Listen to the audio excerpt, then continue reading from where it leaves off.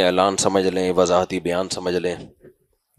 امریکہ کی ایک اسٹیٹ ہے جس میں ایک مسلم زہران ممدانی نام کے صاحب ہیں جو الیکشن میں جیتے ہیں، جس پہ کچھ لوگوں کو خوشی ہو رہی ہے، کچھ لوگوں کو کچھ ناراض ہو رہے ہیں۔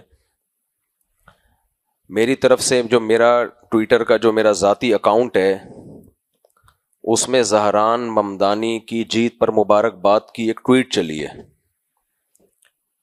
تو اس میں کچھ ایک وضاحت سن لیں کہ میرا وہ پرسنل، وہ میرا ہی ٹویٹ اکاؤنٹ ہے، میرا ہی ذاتی ہے، اور اس میں کوئی بھی چیز میری پرمیشن کے بغیر، میری مرضی کے بغیر نہیں چلتی۔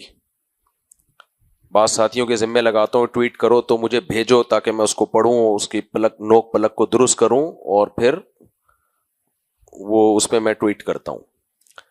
اب ہوا یہ ہے کہ ہمارے ایڈمن میرے بیچارے بڑے کافی مخلص آدمی ہیں، میرے ساتھ مخلص دوستوں میں سے ہیں، پورا چینل انہوں نے سنبھالا ہے، اللہ ان کی عمر میں برکت دے، امریکہ میں ہوتے ہیں۔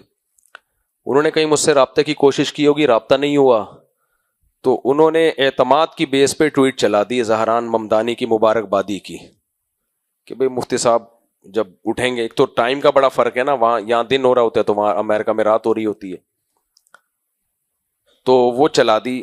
میری عادت یہ ہے کہ جب تک مجھے کسی کے بارے میں پوری صحیح طرح سے نالج نہ ہو، میں نہیں کسی کی تعریف کرتا نہ برائی کرتا ہوں۔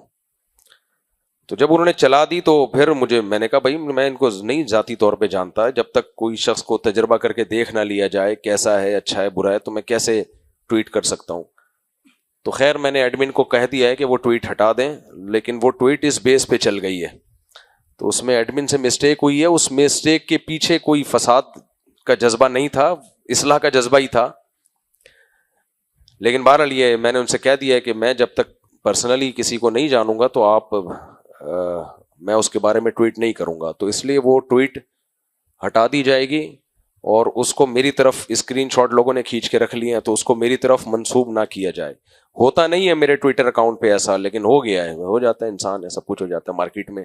جب مارکیٹ میں دنیا کی آئیں گے تو مارکیٹ میں سب کچھ ہوتا ہے۔